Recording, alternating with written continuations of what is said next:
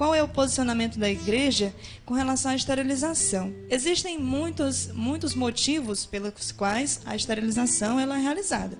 Às vezes é por controle de natalidade, porque ali a família quer se fechar, não quer mais saber de filhos, né? Existem os meios terapêuticos. Então, qual é o posicionamento da igreja nessas circunstâncias, né? Assim, nessas circunstâncias, Paty, a igreja ela é contra, né? Porque, veja só, nós não somos autores da vida. Os autores da vida, o autor da vida é Deus. Né? Deus que permite a criança vir ao mundo. A pessoa, eu vi ao mundo foi a permissão de Deus, né? E os meus pais aceitaram para que eu viesse, né? Mas muitos não querem hoje em dia, né? Aí faz esse tipo de coisa. Mas a igreja ela se posiciona contra, porque ela é a favor da vida. A igreja ela é a favor da vida. Ela não vai se opor ao contrário, né? Ela é firmada em Deus. A igreja ela é de Deus. Foi Deus que desceu o cajado sobre ela, né? E assim, lógico, né? A gente tem um entendimento de algumas situações pela qual um casal não pode vir gerar um filho. Existe casos e casos, né? Mas assim, a igreja ela é a favor da vida, né? Tem até um documento, eu acho que é do concílio do Papa Pio XII, né? Que lá ele diz que a igreja ela é contra qualquer tipo de esterilização, não é a favor.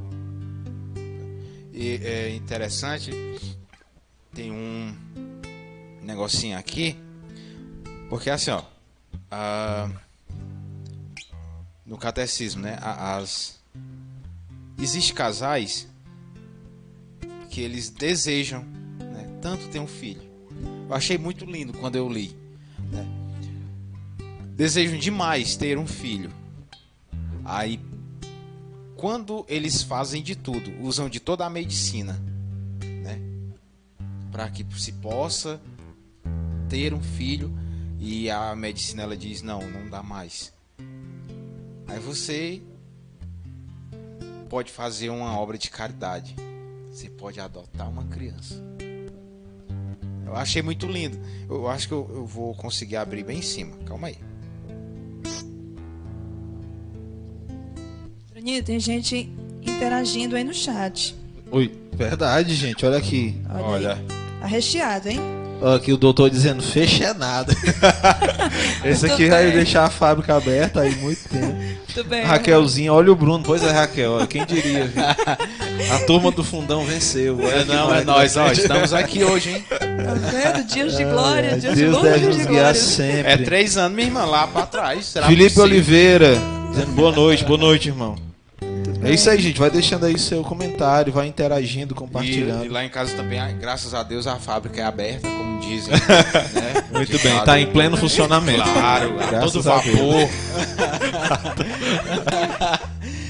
Né, eu e a minha esposa já temos 2 filhos. Que são lindos, viu? Lindo, com certeza, claro. Parecem com a mãe.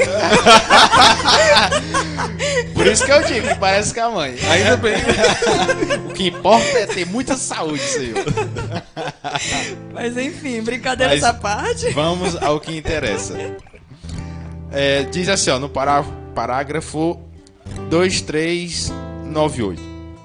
A fecundidade é um bem, um dom, o fim do casamento, dando a vida. Os esposos participam da paternidade de Deus, cara. Verdade. A regulação da natalidade representa um dos aspectos da paternidade e da maternidade responsáveis. A legitimidade das intenções dos esposos não justifica o recurso a meios moralmente inadmissíveis. Por exemplo, a esterilização direta ou a contracepção, né? Veja só o que Deus vai dizer. Que os esposos participam da paternidade de Deus. E aí você quer jogar isso assim, à toa, né? Quer jogar ao léu. Porque eu conheço amigos que são casados, mas que desejam ter um filho. Aí eu fico pensando, cara, como eu sou agraciado por Deus. Tanto eu como a minha esposa, né? Nós temos 2 filhos maravilhosos. Olha só que graça, né? E a gente vê o mundo desenfreado aí pela questão de natalidade. Existe sim a questão, a gente tem que ser pais responsáveis. Não é porque a gente porque pode colocar os filhos no mundo, né? A gente vai colocar também de qualquer jeito. Não é assim, né? A gente tem que ser responsável. Não adianta nada também ter 10 filhos onde você não consegue dar uma assistência de pai, de mãe, de espiritualidade de Deus, né? Dentro mesmo da sociedade. Aí não está sendo coerente com aquilo que Deus pede. Deus pede que, mesmo que você não tenha tantos recursos, mas que você tenha Ele como centro, pode ter certeza que os 10 filhos, eles vão se cuidar muito bem. Mas tem gente que não está nem aí. Não sabe nem o que é Deus, né? Aí só fica colocando os inocentes no mundo. Aí sofre a criança, sendo bombardeada pelo mundo, né? E não vão conseguir enxergar isso. Os pais não vão conseguir ter essa atenção. Então, voltando aqui um pouco à pergunta, e já mandando um abraço aí para os nossos irmãos que estão partilhando com a gente, né? É isso, a igreja, ela é contra qualquer esterilização, mas é a favor da vida. Sempre a favor da vida.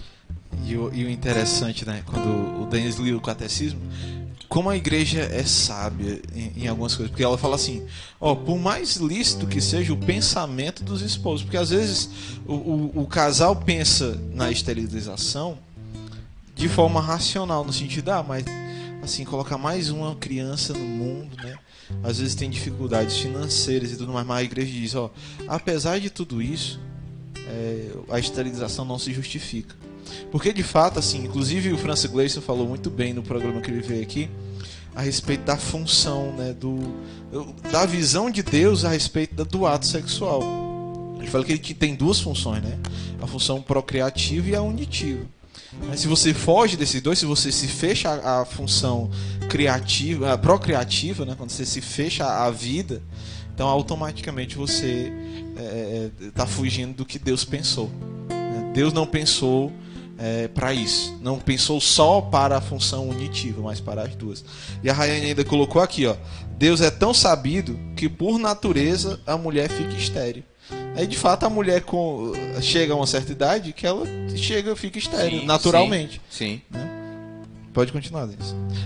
Um abraço aqui também para Martinha. Martinha também está assistindo aqui. Está chegando aqui, muito bem. Pois interessante esse termo né, que os esposos eles se tornam co-criadores junto com Deus. Sim. Isso é belo, muito belo, né?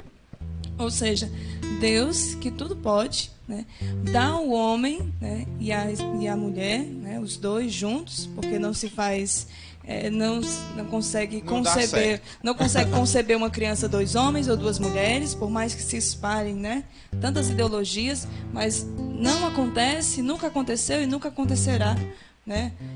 Não existe. Então Deus dá essa graça aos esposos de conceberem juntos, de se tornarem co-criadores.